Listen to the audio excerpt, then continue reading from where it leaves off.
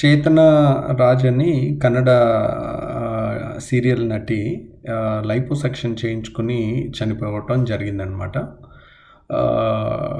Few days back. So దీనికి ఏంటి పరిస్థితి?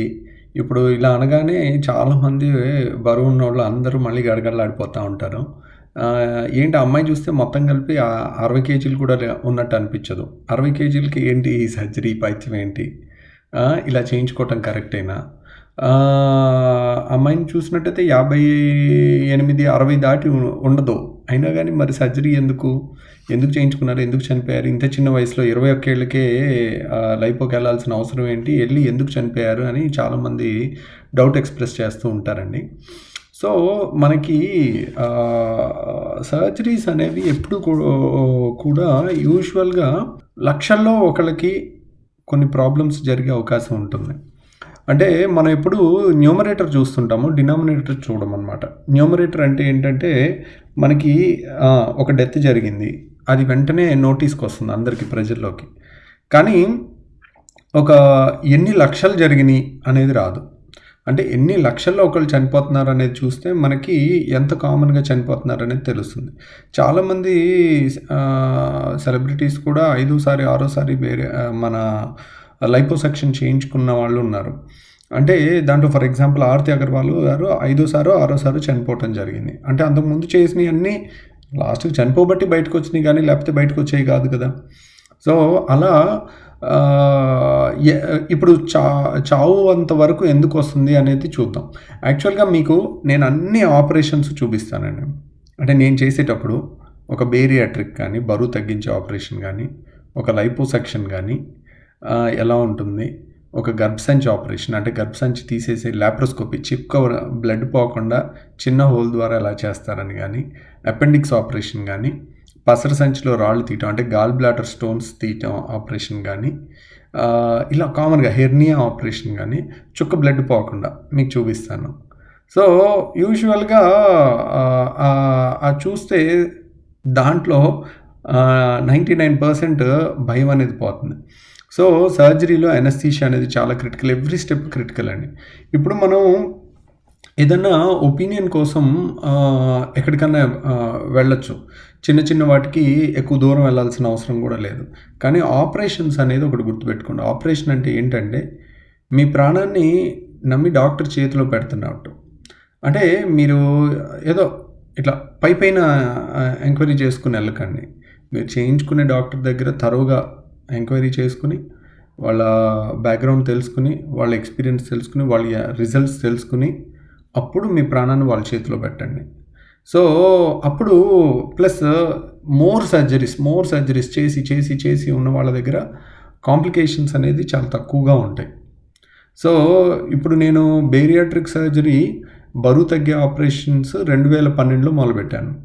అప్పుడు నాకు ఫస్ట్ సర్జరీ గంట పట్టింది. ఇప్పుడు నాకు 15 నిమిషాలు 20 నిమిషాల లోపల అయిపోతుంది. ఎందుకంటే ఒక 4-5 వేల ఆపరేషన్స్ జరిగిన తర్వాత మన స్పీడ్, యాక్యురసీ అంతా కూడా ఎక్స్ట్రాడినరీగా పెరిగిపోతుంది అనమాట. డైలీ ఒకే ఆపరేషన్ మళ్ళీ చేస్తూ ఉంటే దాని స్పీడ్ పెరుగుతుంది, యాక్యురసీ పెరుగుతుంది అనమాట. అదొకటి. తర్వాత బెస్ట్ టెస్టిమోనియల్ ఎవరు అంటే చేయించుకున్న పేషెంట్స్. ఎవరన్నా చేయించుకున్న పేషెంట్స్ కనుక నేను హ్యాపీగా ఉన్నానని చెప్తే కనుక వాళ్ళని నమ్మొచ్చు. చేసే డాక్టర్ కన్నా కూడా సపోజ్ నేను సూపర్, నేను బంపర్ అని చెప్తే నన్ను నమ్మాల్సిన పని లేదు. కానీ ఒక పేషెంట్ మీ చుట్టాలు అయ్యుండి, మీ ఫ్రెండ్స్ అయ్యుండి, వాళ్ళు చేయించుకుని వాళ్ళు హ్యాపీగా మీ కళ్ళ ముందు తిరుగుతుంటే వాళ్ళు చెప్పింది నమ్మొచ్చు అనమాట. సో అది నమ్మినప్పటికీ కూడా సెకండ్ డాక్టర్ బ్యాక్గ్రౌండ్ కూడా తెలుసుకుని, వాళ్ళ ఎక్స్పీరియన్స్, వాళ్ళ రిజల్ట్స్ అన్నీ చూసుకుని వెళ్తే కనుక, ఎందుకంటే మన ప్రాణాన్ని ఇంకొకరి చేతిలో పెడుతున్నాం, అంత తేలిగ్గా కూడా డెసిషన్స్ తీసుకోకూడదు. ప్లస్ హరిబరిగా ఎప్పుడు చేసుకోకండి. అంటే ఆలోచించే చేసుకోండి. ఏ సర్జరీ అయినా ఇలాంటివి ఎమర్జెన్సీస్ చాలా తక్కువగా ఉంటాయి, అలా ఉండవు. కాబట్టి స్లో అండ్ స్టడీగా చేసుకోండి. ఒక 1 week 10 days plus family members అందరినీ ఇన్వాల్వ్ చేసి, వాళ్ళని కన్విన్స్ చేసి, వాళ్ళని ఒప్పించి చేసుకోండి. మనకి తోడు ఉంటారు, బ్యాకప్ ఉంటారు. సో ఇంకా ఈ విధంగా ఎందుకు జరుగుతాయి అని అంటే గనక కొంతమందిలో ఈ మరణాలు ఎందుకు అంటే కొంతమందికి అధిక రక్తస్రావం జరగచ్చు, కొంతమందికి రాంగ్ టెక్నిక్ వల్ల జరగచ్చు, కొంతమందికి మన అదృష్టం బాలేక ఇంటి దగ్గర రావాల్సిన హార్ట్ అటాకే ఆపరేషన్ టైంలో రావచ్చు. ఏం చెప్తాను చెప్పండి. ఇప్పుడు కన్నడ రాజ్ కుమార్ గారు అంత ఫిట్ బాడీ అయ్యుండి ఇంటి దగ్గర హార్ట్ అటాక్ వచ్చి చనిపోయారు.